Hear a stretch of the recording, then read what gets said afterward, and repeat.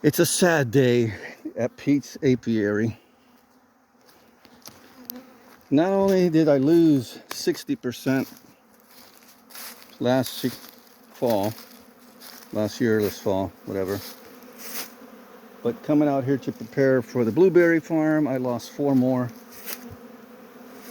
and discovered something online yesterday or the day before about this other hornet that made its way through port of Savannah, Georgia, called the yellow-legged hornet, which is cousin, surprisingly, maybe not surprisingly, but related to the Asian giant hornet.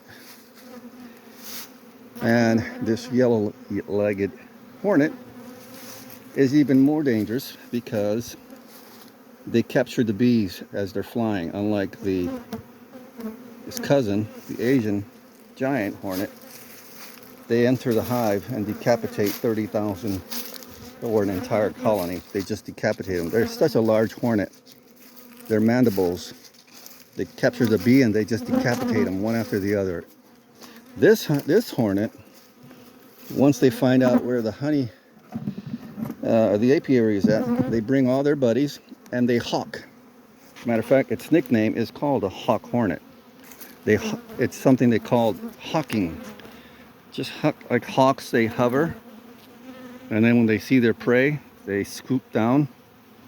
They do the same thing, except they capture them in the air by the hundreds, so they can severely deplete a colony, and depending on how many are there, they can deplete an apiary yard. Especially commercial beekeepers who are raising queens by the thousands. Imagine that hornet coming in by the hundreds and killing all the freshly mated queens or unmated queens. And that's going to put a huge dent in the industry. But pesticides is the other thing. I know for sure, well, I can't prove it, but I will this year. Someone sprayed a lot of shit at the blueberry farm for me to lose this many. I don't even know if I'm going to have enough to meet his demand this year. There's literally, from 120 I had total last year, there are only literally, why am I using the word literally? There are a total of 2, 4, 6, 8,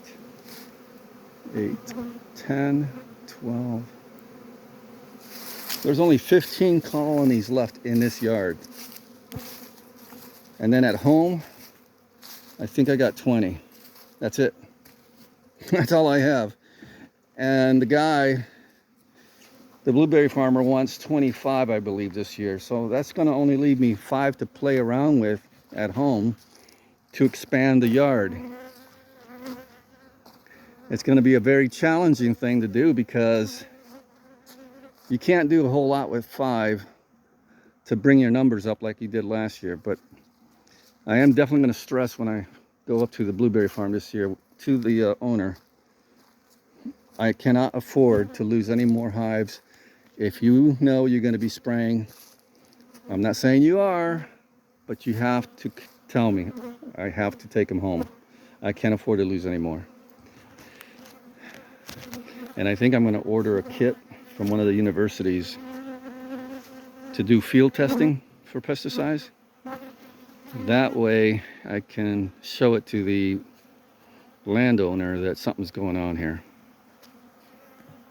I mean, this is pathetic. I mean, these colonies that are left, they're doing well.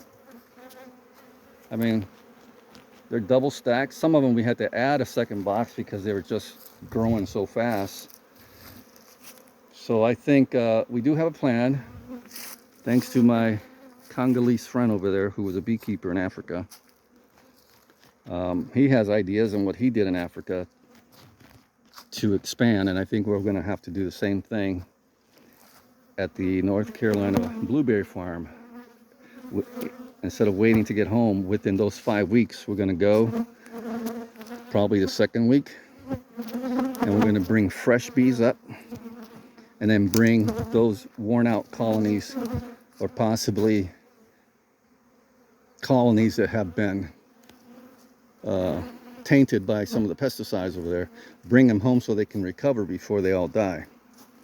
Because that's what happens, they die in the field. So if I bring them home, if I see some numbers dropping, I know they got a hold of pesticides. So I'll just replace those bees with fresh bees, and that way they don't dwindle their numbers down. Then we got fresh bees, fresh colony, fresh foragers. It's the only way to save more losses, I think. At least that's the plan. Well, let me get busy. These are the last ones we got to finish before it gets dark. The sun's already setting.